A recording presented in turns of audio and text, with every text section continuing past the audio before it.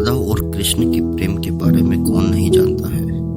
कहते हैं कि श्री कृष्ण और राधा का विवाह नहीं हो पाया था, लेकिन दोनों में इतना प्रेम था कि आज भी दोनों का नाम एक साथ लिया जाता है। श्री कृष्ण का राधा के लिए प्रेम और राधा का श्री कृष्ण के लिए समर्पण देखते ही बनता है। शायद इसलिए अपने आप को सबसे बड़ा भक्त कहने वाले नारद मुनि को राधा से जलन होने लगी थी। यह बात श्री कृष्ण को अच्छी तरह से जानते थे।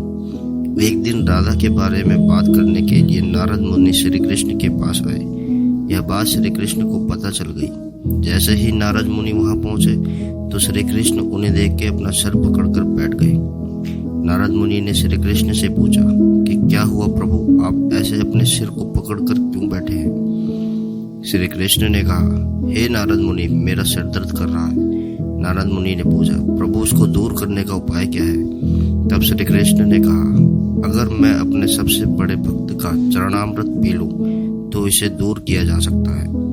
तब नारद मुनि सोचने लगे कि सबसे बड़ा भक्त तो मैं हूँ, लेकिन अगर मैं अपना चरणामृत दूंगा तो मुझे नरक जाने जितना पाप लगेगा। मैं प्रभु को अपना चरणामृत नहीं दे सकता। कुछ देर सोचने के बाद उसने मन में राधा का विचार आया और वे सोचने लगे कि लोग राधा को भी तो श्री कृष्ण का सबसे बड़ा भक्त मानते हैं, इसलिए क्यों ना उसके पास जाकर पूछा जाए। ऐसा सोचकर वह राधा के पास गए और उन्हें सारी बात बता दी।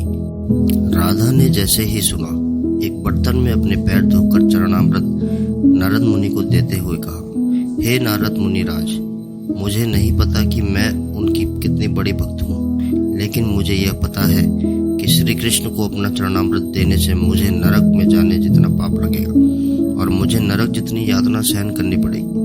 मुनिवर, वह सब मैं सहन कर सकती हूँ, लेकिन अपने स्वामी की पीड़ा को नहीं दे सकती। यह चरणामृत लेकर आप उन्हें दे दें। राधा की बात सुनकर नारद मुनि का सारा घमंड चूर चूर हो गया और उनको पता चल गया कि राधा ही सबसे बड़ी भक्त है और श्री कृष्ण की यह लीला मुझे समझाने के लिए ही रची गई थी। जब नारद मुनि राधा के पास वापस आ रहे थे तो उनके मुख से केवल राधा का नाम धुन ही सुनाई दे रही थी। वे श्री कृष्ण के पास पहुंचे तो देखा कि श्री कृष्ण उनको देखकर केवल मुस्कुराए जा रहे और नारद मुनि ने भी सारी बात को समझकर उन्हें प्रणाम करते हुए कहा, राधे राधे।